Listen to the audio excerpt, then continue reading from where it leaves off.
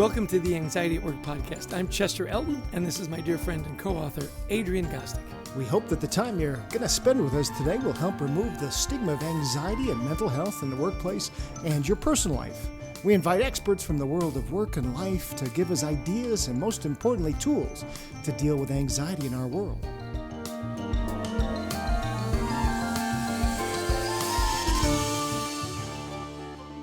And we want to give a special shout out to our friends at Life Guides. They're our sponsor.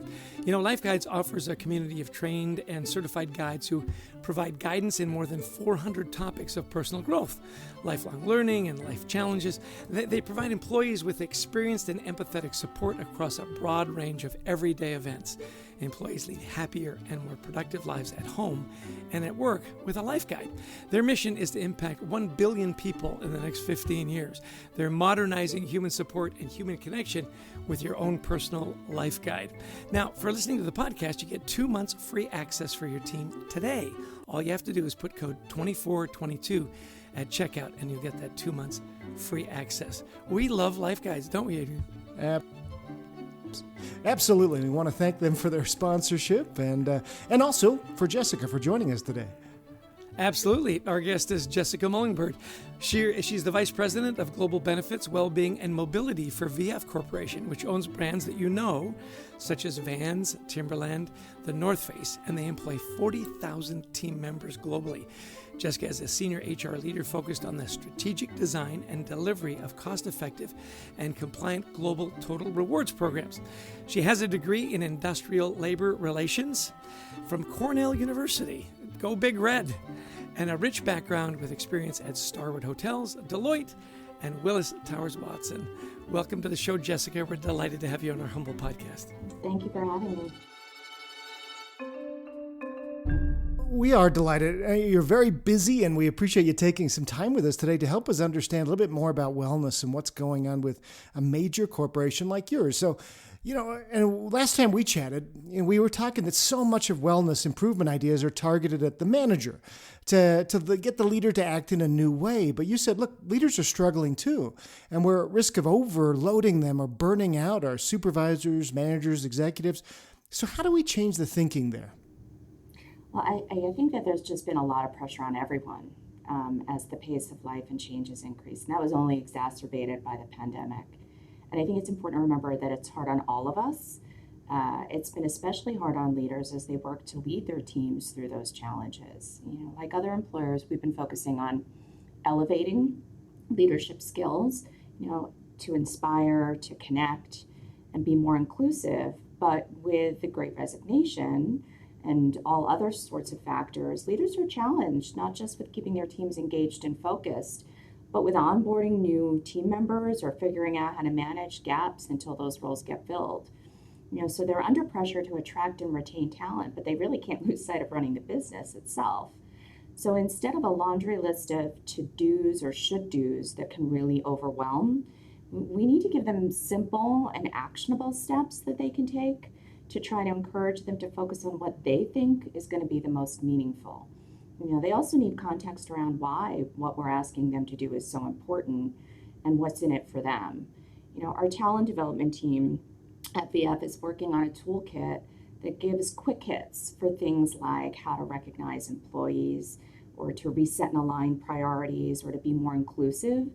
And then if a leader wants to learn more, they can kind of click down for a deeper dive based on their own team's needs. And I think that it's important that we need to be mindful that our leaders need to focus on their own well-being. It's not just to model behavior for their teams, which is definitely very important, but they also need to make sure that they know that all of the programs and resources that we're promoting to our associates are for them too. One of the things that we're starting to work on for all of our associates is really how to develop resilience, because it doesn't seem like the pace of or scale of change is really going to slow down anytime soon. That's so interesting, and I love your idea of the toolkit, the quick hits, and investing in your managers. Everybody says, hey, I need development, I just don't have the time. I'll tell you, you have some really great brands. I mean, really kind of hip brands, as we said in the 80s. Vans and Timberland and so on. And you have a lot of younger workers, and your products, appeal to younger workers and employees. What are you seeing in that younger generation as they're dealing with anxiety and trying to build that resilience? Is there a difference between the younger generations and the middle to older generations? And if there is, how are you Oh, I addressing think that? so. Yeah. I think so, yeah. They have different expectations Yeah. on how quickly they want to progress their careers, the support that they expect from their employers. And it's changing how we think about the benefits and well-being programs that we offer at VF, and not just for Gen Z and young millennials. Take our 401k plan in the United States. Those have been traditionally thought of as savings for retirement, Right. right? But for younger associates, that's just not relevant. They're worried more about immediate needs like paying rents and student loans. You've got older millennials who might be saving to buy a house for a family or start a family. You have Gen Xers and even some young baby boomers who, may not just be preparing for retirement, but are looking at the pressure of paying for their kids in college, or maybe their aging parents. So, we've been looking at how we want to rethink and modify or re-promote our programs a little bit differently than we have in the past, so that they're more accessible and that they really speak to the needs of all of our associates. But back to Gen Z and young millennials specifically, I think that they're also much more likely to discuss their mental health. And they're looking for employers where they can really be their authentic selves. We've ramped up the training and the programs and coaching options that we offer throughout our EAP, our medical plans, and a lot of our other program vendors to really help support those needs. It's interesting. As we wrote Anxiety at Work, when we were chatting with people in their 20s, to a person, they said, we talk about our mental health in every conversation we have. And you oldies, you never talk about it. And it's such an interesting disconnect. I love what you're saying there. Hey, we want to get your thought as a senior leader in your organization. You've had a chance over your career to work with a lot of C-suite folks, and sometimes it's hard to get them to understand the need for what they may think of as this touchy-feely stuff, right? So how are you putting metrics in place to make the case at VF that this is important, and are you supporting by data, and how are you making that pitch? Well, I can say that it was already on our CEO's agenda. And what we've done is educated our executive leadership team on the importance of well-being and how it can really be a source of competitive advantage. That if you're an organization with a higher level of well-being, you're more likely to engage and retain your employees. You're more likely to exceed financial targets. You're more likely to be able to adapt well to change. So it's definitely something that has been prominent in our conversations over the last few years.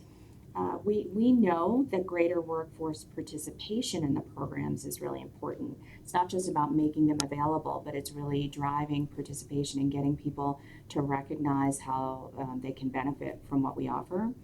And we've been looking primarily at participation data as a good predictor of that engagement. But as an organization, we've gone a little further. We've begun surveying our employees to get their perspective, not just on culture, which is important, but also on their perspective on well-being, how they value flexibility and what it means to them. And we're looking to develop a baseline score, kind of like a well-being NPS score that we're going to use going forward and review that against our other engagement metrics. And we'll use that data to decide what programs are working and which ones aren't. So interesting. You get that accountability there on the dashboard. I mean, people will be able to see it. We're always curious about how you remove the stigma around having the conversation about mental health. How are you dealing with that where you are? Well, I will say that well-being was already embedded into our purpose at VF, which is to power movements of sustainable and active lifestyles for the betterment of people and planet. So even before the pandemic, we started having conversations about how we could align and coordinate our efforts throughout VF globally to promote good mental health, to remove stigma, and expand access to resources and support. So we created a global task force that included members of not just our talent centers of excellence, which I'm a representative of, but our HR business partners, our employee relations team. We included our security, our legal, and our risk management team as well.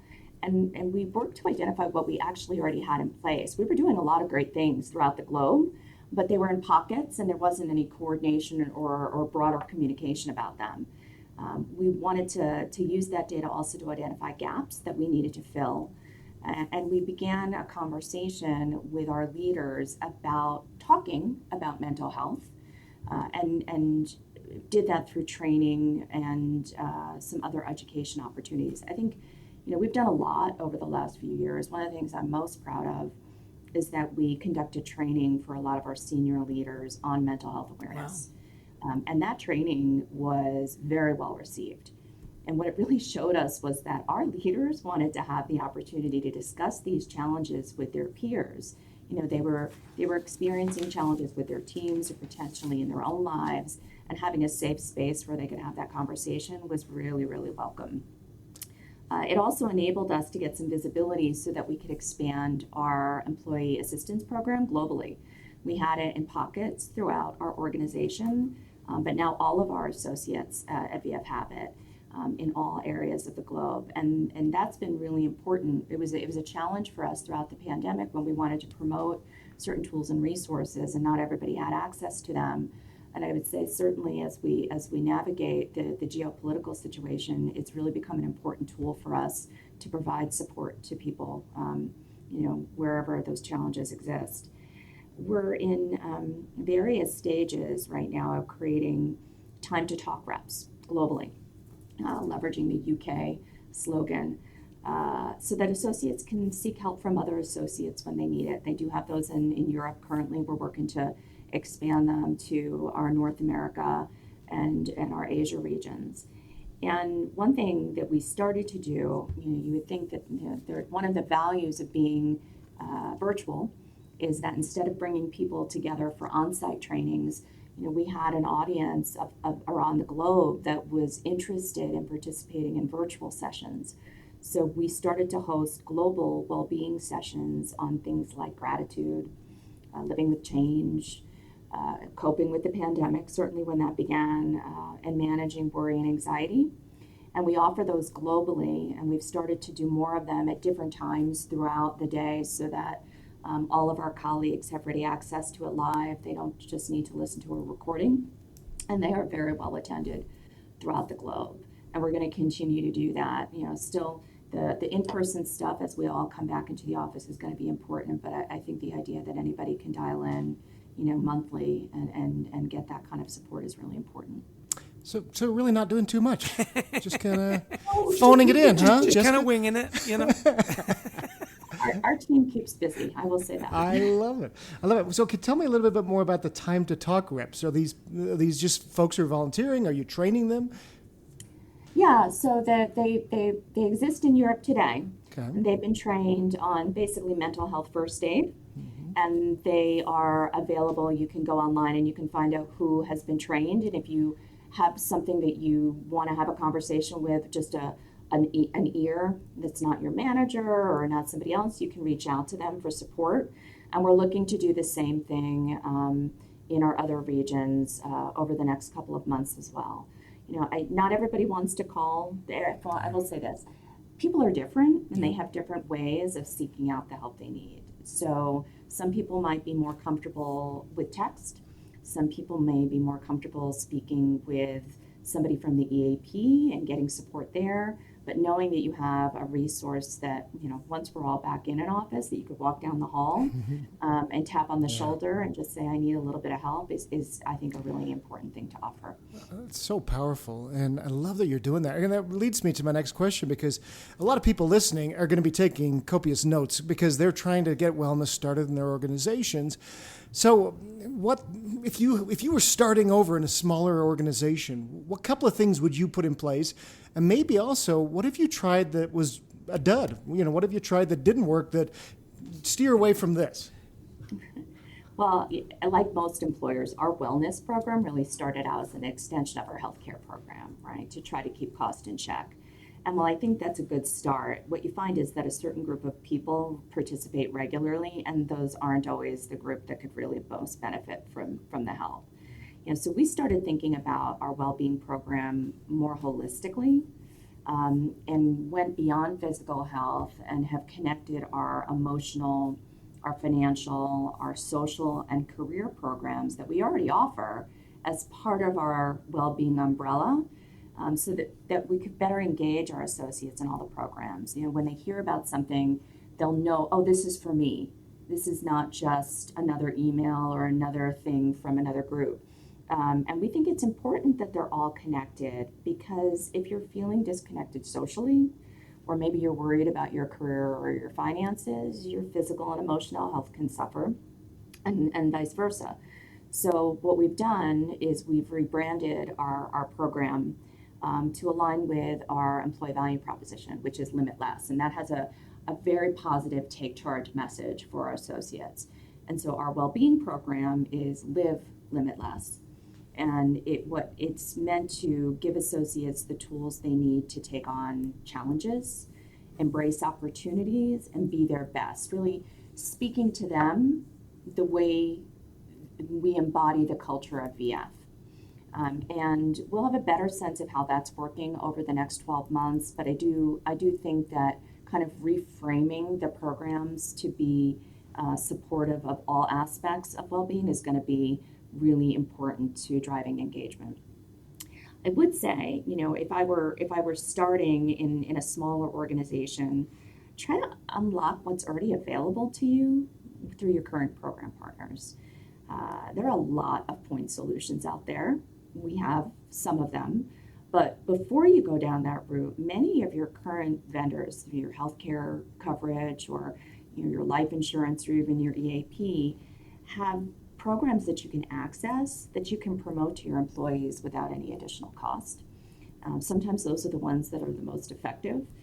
And don't be afraid to try new things and course correct. One of the things I love about BF is that they're willing to pilot things.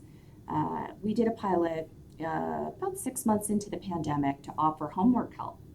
And it really didn't get traction. I think that by that time, perhaps people had kind of figured out how they were going to manage having their kids at home. So we decided it wasn't something that we were going to continue. We'd rather focus our energy in other areas that are, getting more traction. So I think it's important to not get wedded to anything and be willing to try different things that are going to reach your people. We're always looking for ways that might be more meaningful to support our associates, and sometimes it just could be the way you're communicating something. So we've been doing a little bit more outreach. It can be challenging because we have both an office population, a distribution center population, and a retail population. So we're trying new channels to try to reach those folks because not everybody is sitting at a desk. I really admire the fact that you're saying we're going to try stuff and it's not going to work. Because so often when we get into tough times, we fall back on those tried and true ways, the stuff that we'd always done. And so how do you break the cycle? Especially, you want to attract these best in workforce, the best people for the future. And as people are coming back to the office, what have we learned about that from the pandemic that can help us create a more emotionally safe workplace? Well, what are your teams doing differently? I guess that's the big question. Well, let me start by saying that we've been thinking about our vision for the future of work since pretty early on in the pandemic. As an organization, we did have some remote work and flexibility, particularly in our office-based environment. But we knew that we were experiencing a sea change. And so we've been working on developing that vision and are really looking forward to welcoming more of our office-based associates back to the office and more regularly over the next few months. I would say that we've really encouraged our teams with ways to stay connected throughout the pandemic. But we are really looking forward to having a hybrid approach as that subsides with, there'll be flexibility still for some remote roles depending upon the unique tax and legal and support structures for each region, which is not the fun stuff that you hear when companies talk about this, but it's the reality that as an organization, we need to make sure that we're compliant and meeting the different cultures that we operate in where they are. But we think the office is going to continue to be an important place to bring our associates together. We think that you can continue to connect in virtual environments, but connecting in a physical environment is really important too. And we think our hybrid approach is going to enable us to maintain that agility and focus on outcomes that we've really seen throughout the pandemic. So I really hope that that continues.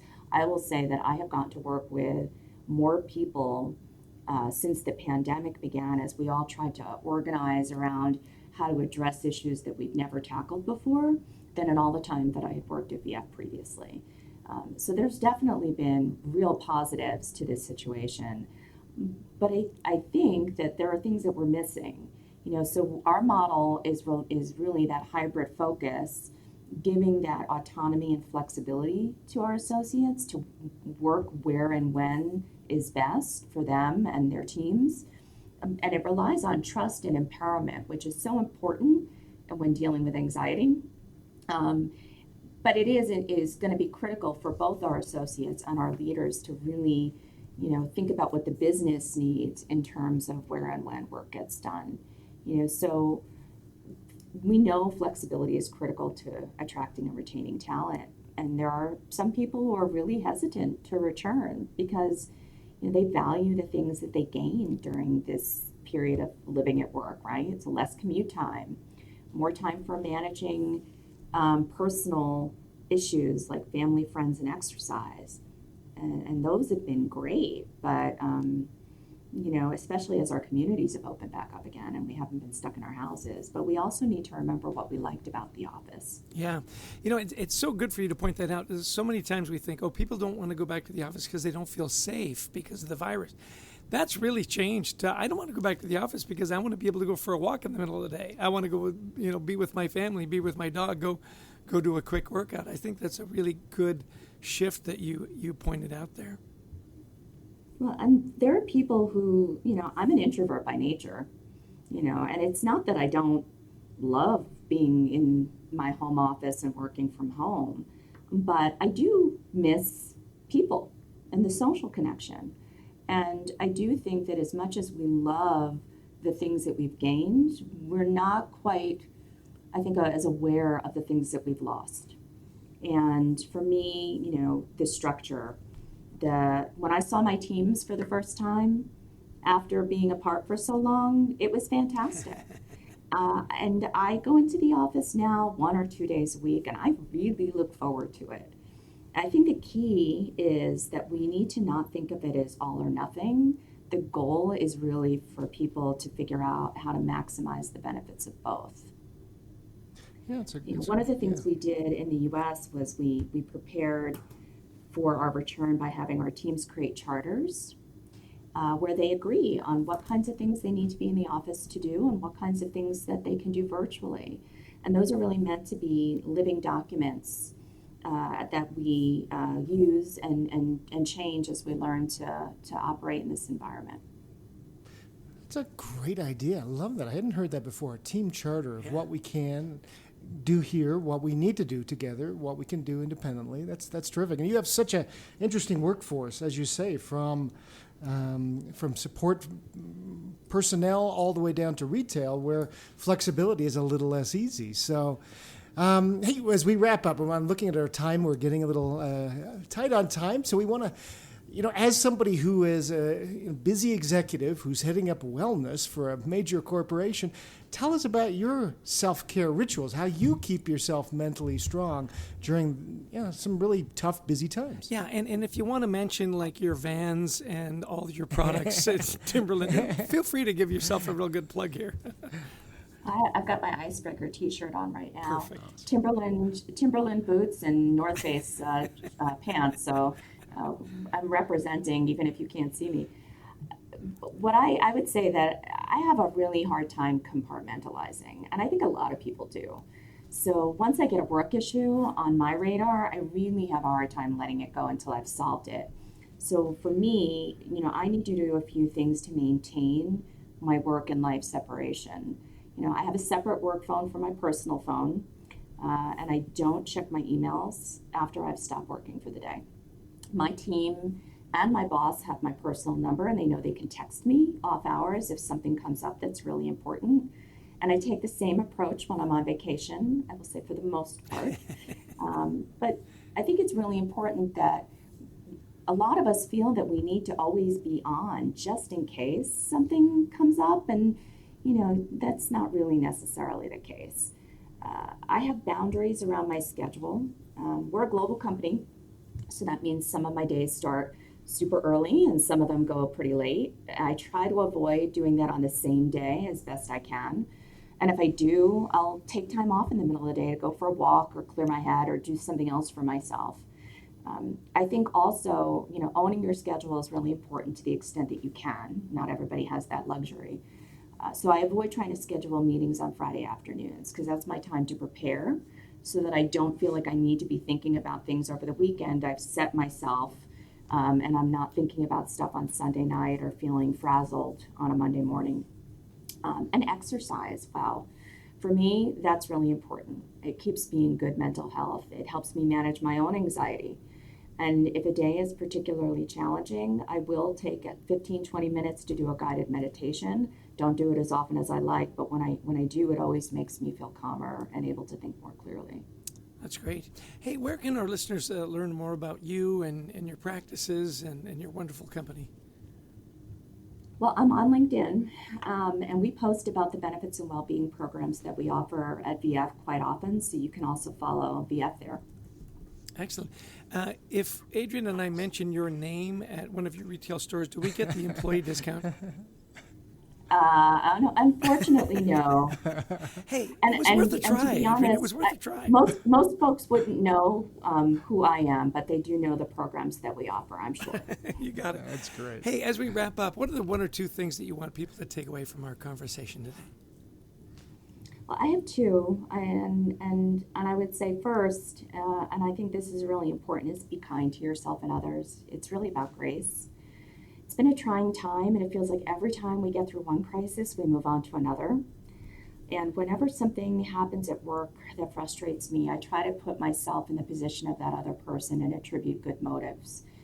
I'll say it doesn't always work, but it's a good practice to get into, to remind myself that, those challenges aren't always directed at me personally, and they're an opportunity to make things better. And I think that practice of reframing things is really important as I work on my own personal resilience. And the second, and this is, a little more serious, is be a noticer. When someone either at work or in your personal life, just seems to not be themselves or is experiencing or exhibiting new behaviors that you think are concerning, don't be afraid to ask if they're okay and if they need help. If they don't want to engage, that's fine, but you might be the right person at the right time to connect them to help and prevent things from getting worse and maybe even a tragedy from occurring. So we offer training at VF to do that, but there are also lots of nonprofits out there to do that if it's not available in your workplace. Oh, Jessica, this has been really fantastic. So many great takeaways. So thank you so much for coming on today. And we wish you, the best of luck as you continue taking care of your associates at VF. Thank you. Yeah, thanks, Jackie. Thank you for giving me the opportunity to share what we've been able to do here. I appreciate it. Adrienne, wow. I mean, a company that really cares and is really doing a lot of stuff. So, I know. I don't even know where to begin. Unpacking this, there's so much. Yeah, I always like copious notes. Yeah. Adrienne just doesn't take notes; he takes copious notes. So, give me a couple of your top takeaways. Top 10 maybe, not a few. But I love this idea of team charters. We actually saw this first with our. And I said I haven't seen this, but I've seen this from an organization. WD-40 did this. Our friend Gary Ridge, how we come back, what we do, but why not do this as a team? Let's get a team charter. What can we do together? What do we need to do together in the office? What can we do independently? Let's rethink and I love what she was saying about what is our vision of our future workplace? Well, why not just do that as a team versus an organization? Love that. Yeah, and I do like that she calls out the fact that, look, people are hesitant to come back to the workplace, not because of the virus, because of what they gained. And she said, I think we've got to focus on, I get what we've gained working remotely. What have we lost?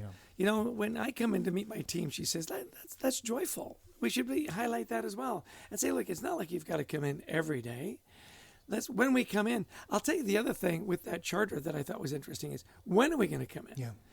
How many times have we heard, I went in the office, it was like 10 people there. Yeah. It was like, why did I come in? I was working on 9 desks, So this idea of why do we come in? She emphasized that 2 or 3 times. Why are we doing what we're doing? Really powerful. The one thing that I really loved, and I know it's in your copious notes as well, is the Time to Talk program. Mm-hmm. Wasn't that fascinating? Yeah. Well, and this is also, she talked about, younger employees, they may not want to call an EAP. Is there going to be stigma? Is there going to be a record of that?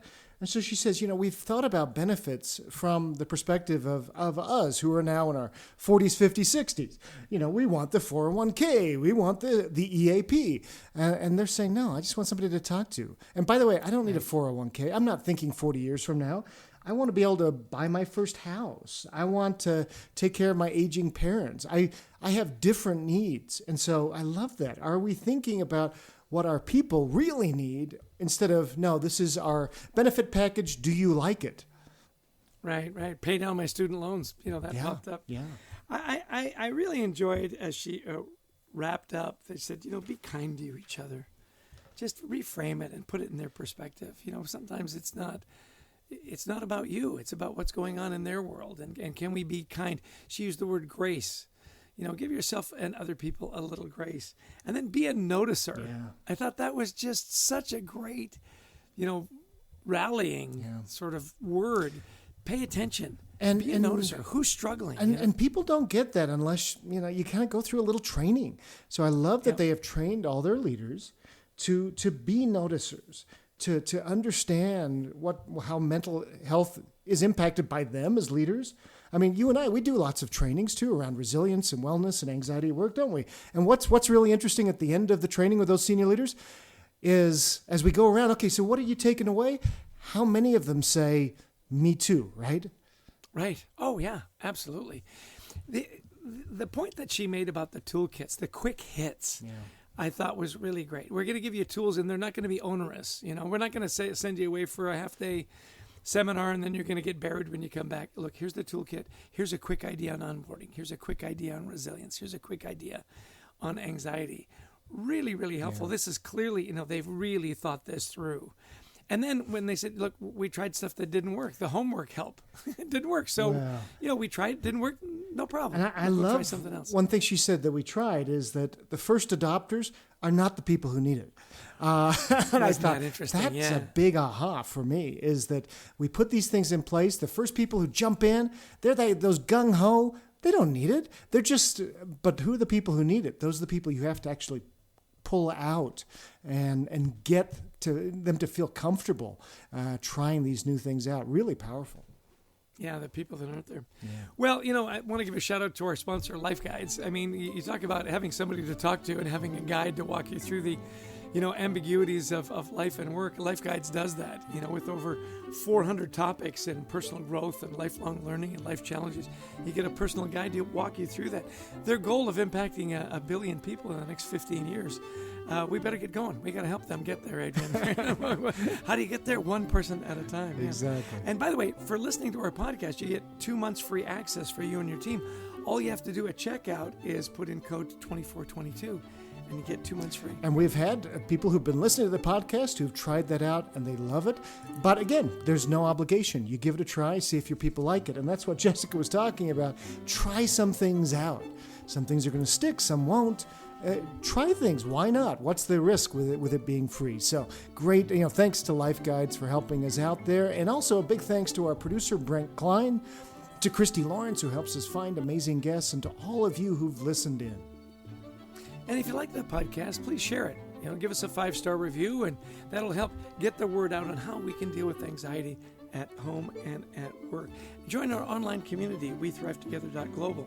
And of course, our book, Anxiety at Work, is available at fine bookstores everywhere. And if you buy that book, you'll send it to Adrian. He'll sign it for you. And it's worth 10 cents more. Oh, at least. Yeah. Hey, thanks everybody for joining us, and we wish you the best of mental health. Take care. Be well.